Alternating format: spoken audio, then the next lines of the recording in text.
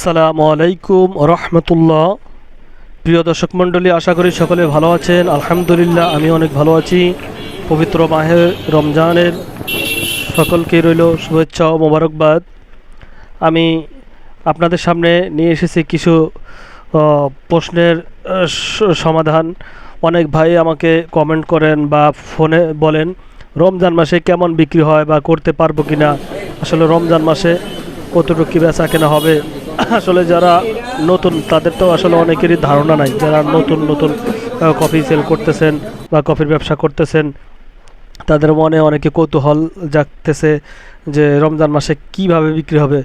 অনেকে হাল ছাল ছেড়ে দিছেন বা অন্য কাজ নিয়ে ব্যস্ত বা মানে আস্থা হারিয়ে ফেলছেন রমজান মাসে চলবে কিনা।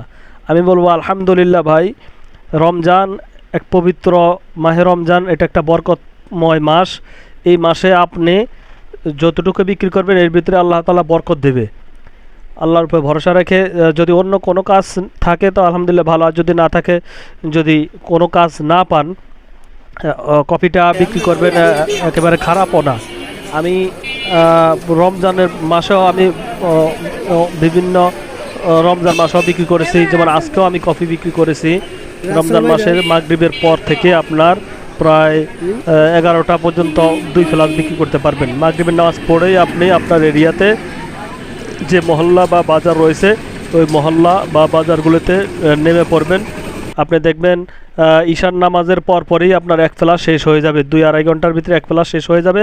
তারপরে আবার আপনার নতুন করে 8 ফ্লাস বাসা ধারে হলে ধারে থেকে পানি নিয়ে আসবেন। আর যদি বাসা দূরে হয় তাহলে পার্শ্ববর্তী যে আপনার নিকটস্থ যে চায়ের দোকান ওখান থেকে যদি পরিচিত হয় বা আগে থেকে কন্ট্যাক্ট করে রাখবেন।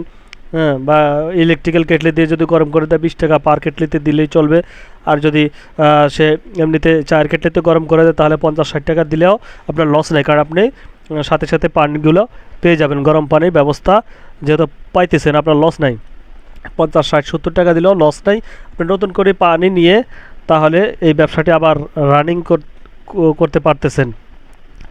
ঢাকার ভিতরে যে ভাইয়েরা রয়েছেন কফির ব্যবসা, তাদের জন্যে মানে সারা রাত বিক্রি করতে পারবেন এমন কিছু লোকেশন আছে, যেরকম যাত্রাবাড়ি হারত। যাত্রাবাড়ি এখানে হারতের ভিতরে ফলের হারত আছে, তারপরে মাছের হারত রয়েছে, তারপরে আপনার কাঁচা বাজার রয়েছে। এই জায়গাগুলো বিক্রি করতে পারবেন।